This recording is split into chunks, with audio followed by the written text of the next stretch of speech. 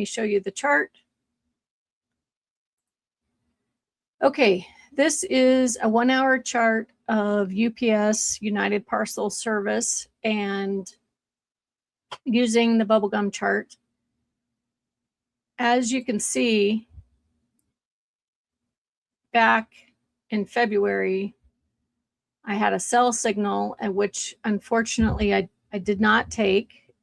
This was a beautiful short or puts all the way down. You can see the bubblegum indicator was just hovering around 20, and we had a precipitous drop just like the market.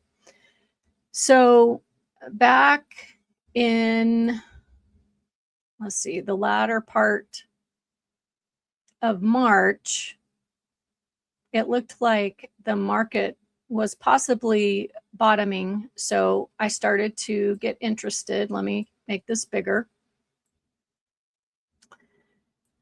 So this first green candle was on Friday, March 20th.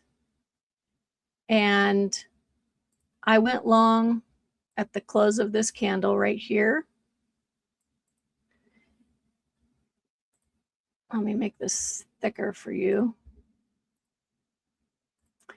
With a stop at these lows.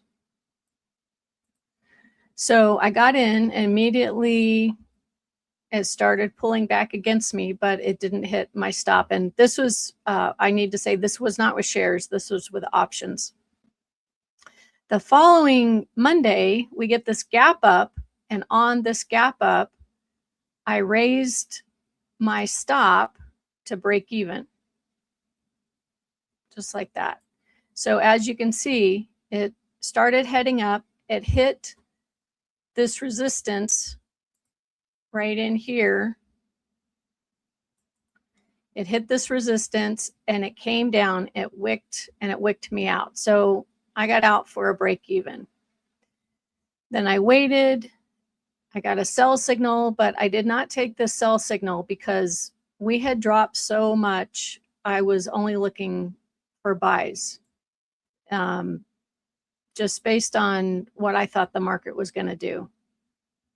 So the next trade was March 30th, Monday, March 30th, and we get this hammer candle with a green wick on the bubblegum charts.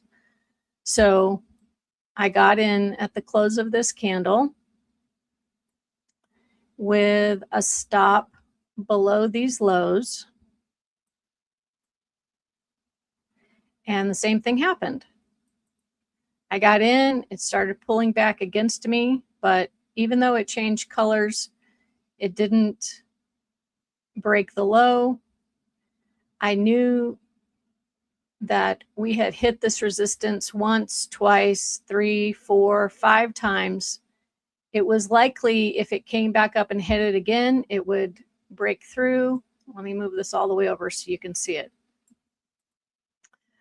So I didn't get stopped out. And then the next day, Tuesday, March 31st, it gapped up and it started going in my direction.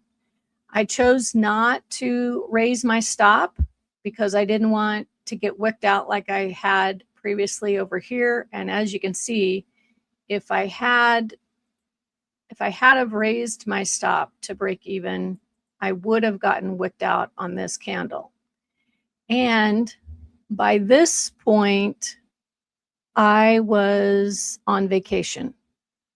So I had a protective stop down at these lows. So I knew my risk. I knew I could not lose more than whatever this was, 96 to 93. So $3. But as I said, I'm trading in options, not shares, but $3 worth of risk.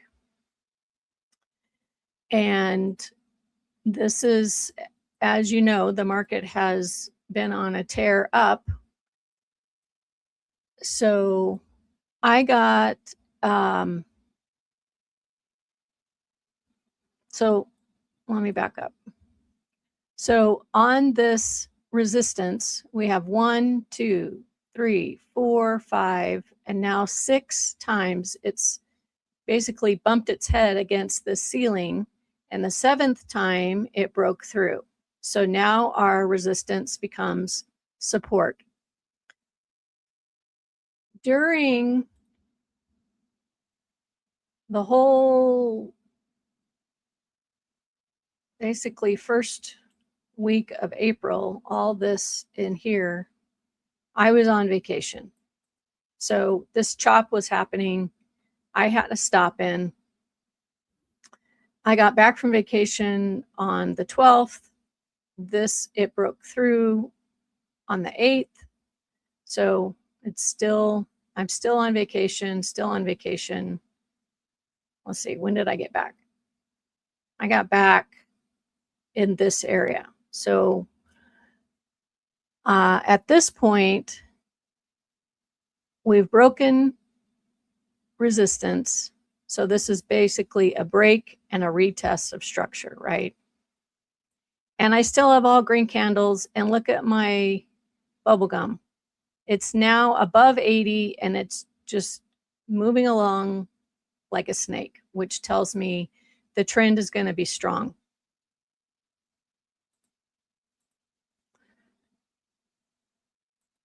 So at this point, I am back from vacation. I then raise my stop to the low of this candle right here. It gapped down that morning, but it didn't hit my stop, and then it continued to go up. And this is where we're at today. Today is Friday, April 17th. I took my profits today for a couple of reasons. One, it's a Friday and the market has gone up a lot. UPS has gone up 10%, which is big for this type of stock. The other reason I took profits is, in case you didn't know this, whenever you have a long leg like this, from here all the way down, when you have a long leg, there's a high probability, which is all we can really go on is probability, that the next leg will retrace up to 50% and then turn back around. Now, there's no guarantee that UPS is going to do this, but if I take my Fibonacci tool and I go from high to low, we're not at 50%, but we're very close to 50%, and we're on a Friday afternoon, and we have a lot of political things happening. So, and I'm happy with my profit. So I decided to take my profit, and as you can see, I had 2 different strikes. I wanted to give myself time because I knew I was going on vacation and I wouldn't be able to watch the trade, but I felt like it was a good risk to reward, so I wanted to take it. So I had January 2027 calls at, the cost was $16.40. So that meant one contract was $16.40 times 100 is $16.40. I took my profit today at $32.78. So that's roughly 100% gain. And then I also had January of 2028 calls to give myself even more time. And those cost me $12.80 times 100 is $1,280.